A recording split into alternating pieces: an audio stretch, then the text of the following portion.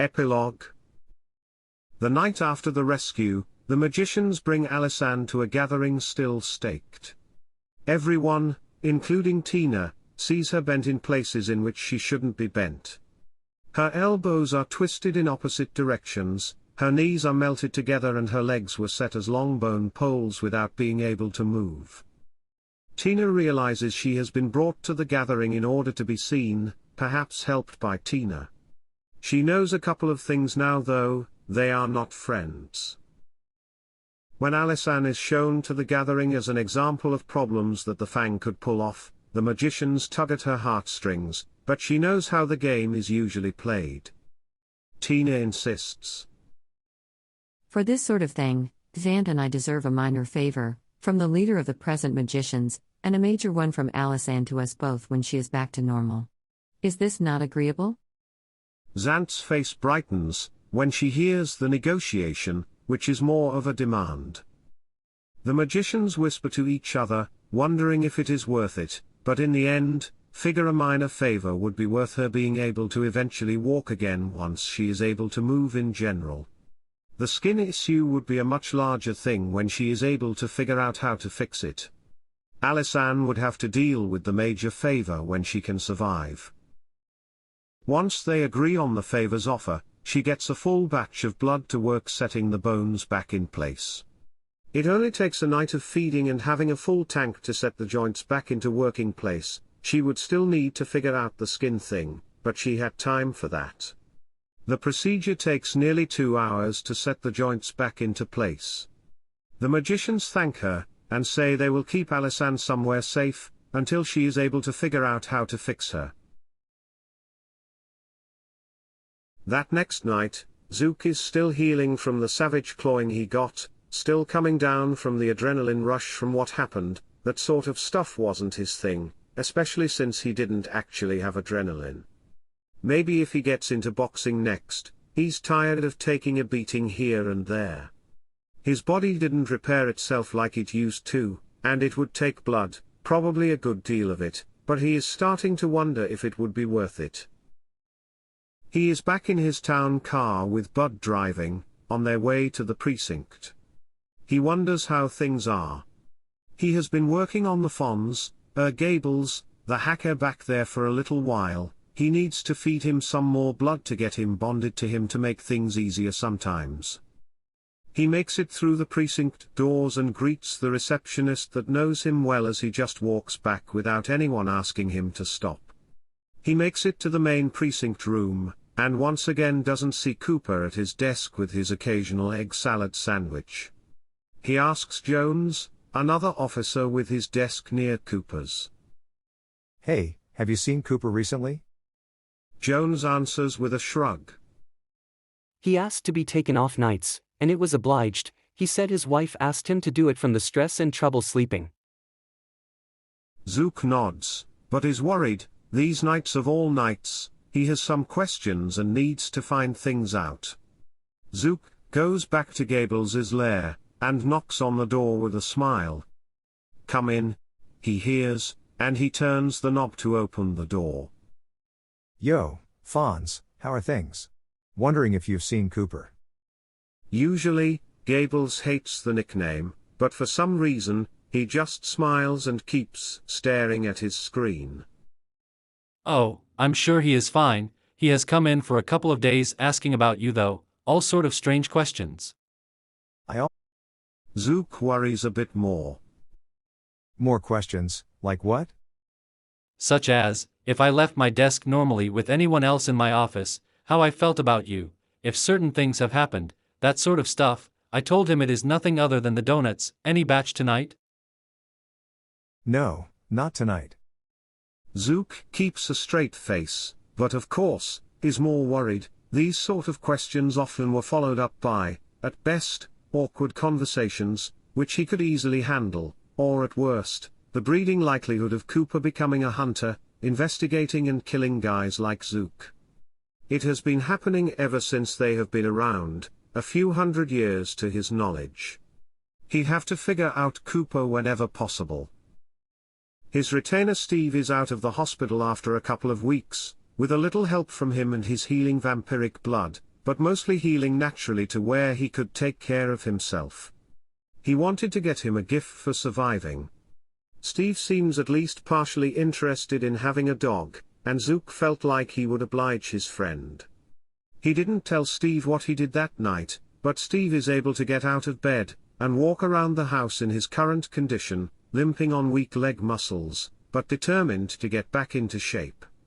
Not yet having moved out of his house, but in the planning stages of building a new home, Zook figures he would acclimate the dog to his home just to see how it might go. Before going into his home, he spoke with the dog, giving him the needed instructions, who he also found out his name is Bite. His mom gave him that name, using his blood power to speak with him. Bite is a fairly attentive dog that they rescue from a shelter and is smart enough to speak to, and not too young and curious. Bite, I will be a very good friend. I will give you food, treats and tasty water. So will the other man you met. Another is inside and you will be staying with him all that you can. He is hurt, so pay attention to what he wants. Do not go to the bathroom inside, always let us know if you need to go outside. Do you know how to do things humans ask?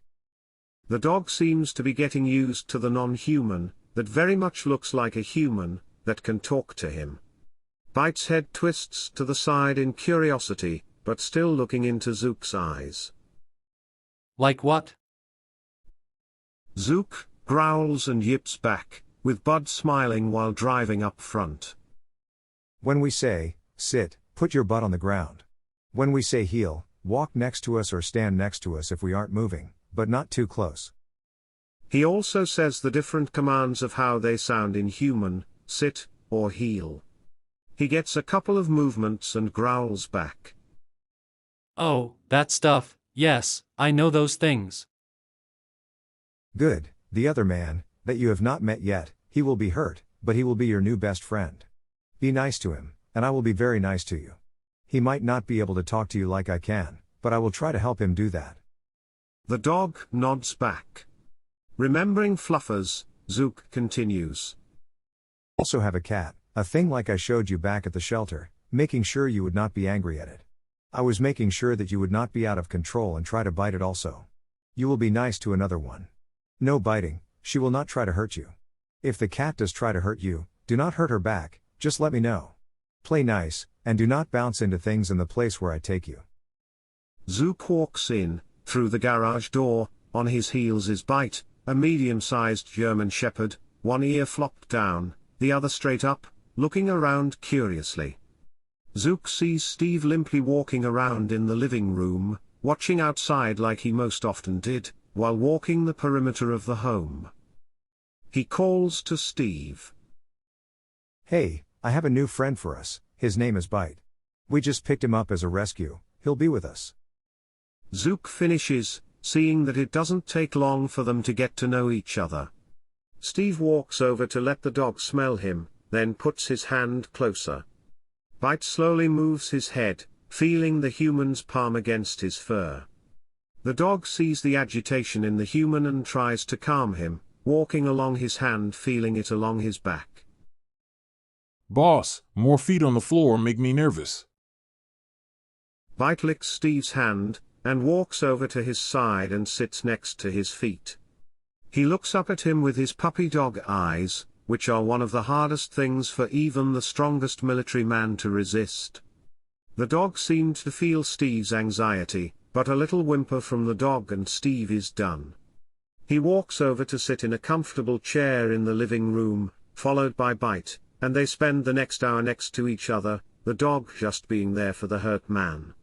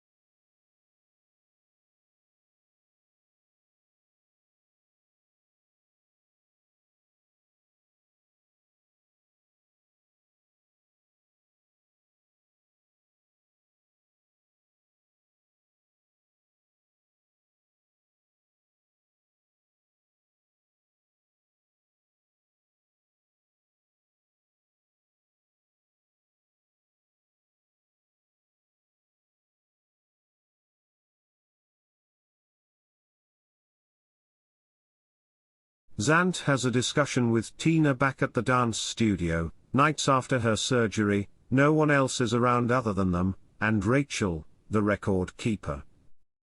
Thank you for that favor, Tina, that will really irritate them for a while. Not that we are worried about you, but we are glad you didn't come with us that night and meet a stray bullet. We need you to do some experimenting, some study on how the blood power you inherited could be used to increase or decrease sensitivity in the skin. How would you like to make some money? Knowing how well off Zant was, Tina replies. Go on. With the catching in the back of her mind. Tina, you have been the only opportunity we've had in a long time, if ever, with the possibilities you can bring with the blood power you can use. Not only might you be able to match a werewolf in strength, I still wouldn't risk it, not for a century, or longer. Tina shudders at the thought. She has seen the huge warrior forms of the werewolves after her rescue. Zant continues.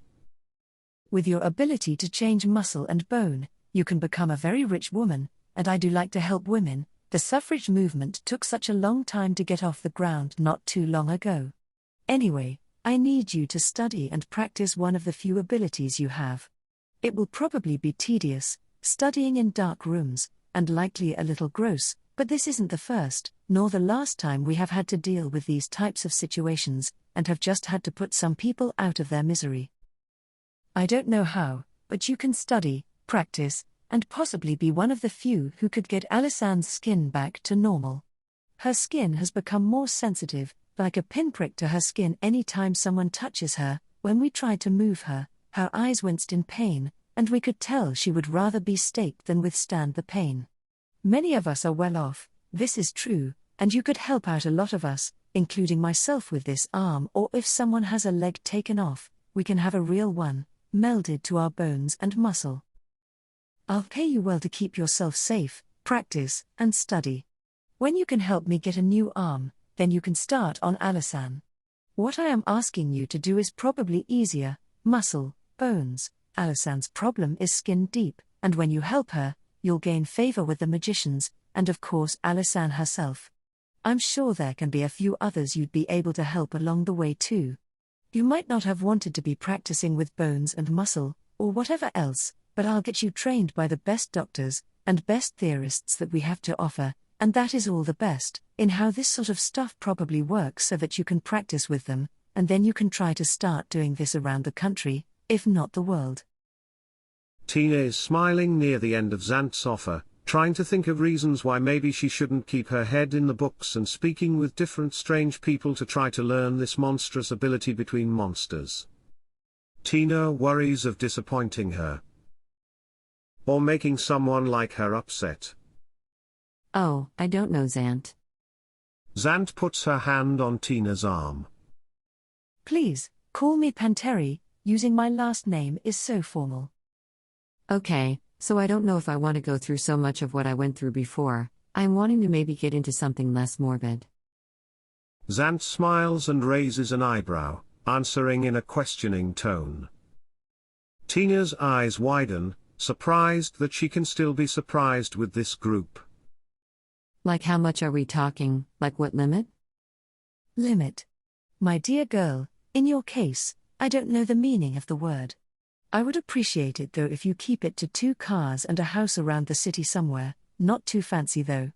Call me before you buy more big things, but clothes and anything less than another car, please feel free. You also need a safe place to stay, so get a safe apartment while I have a house built for you. It will have the strength of a bomb shelter. Live underground, my dear, it is the way to go. When you get comfortable, we can talk about your salary. You will need to keep yourself safe though, no more parties, or strange blood. It might get boring, but believe me, a couple of years and it will be worth it. You can spend a lot of time getting to know your unique blood power to our organization, and we might even get a call that you can help with someone else in general. This blood power is unique to the Fang, and they have coveted it for centuries. Please do help us. We'll even get the word out. There could be dozens around the country that you could go help with this same problem. We can't just heal these changes, this blood power forces our bodies to stay like it. We often have had to stake a victim, you could help quite a few. Tina leans toward her, conspiratorially whispering. Can you make Zook be nicer to me? She asks in a slight giggle. Zant answers back. No, but I can have him killed if that is what. Tina's breath catches in her throat. No, but I wouldn't. It is Zant's turn to giggle. I'm only kidding, my dear. I couldn't kill him unless I really needed to. He is like family, as are you. What do you say? Tina nods and finishes the discussion with Zant wanting to think it over. When Zant looks away, she leans her head down to think. I'm dealing with people who think like that, she'd easily say, unless I really needed to. The end. Thank you for listening to the first 2 books of the A Little Taste series. Book 3 is available, but not in audio yet. These and other series are available at Lit2 Animate.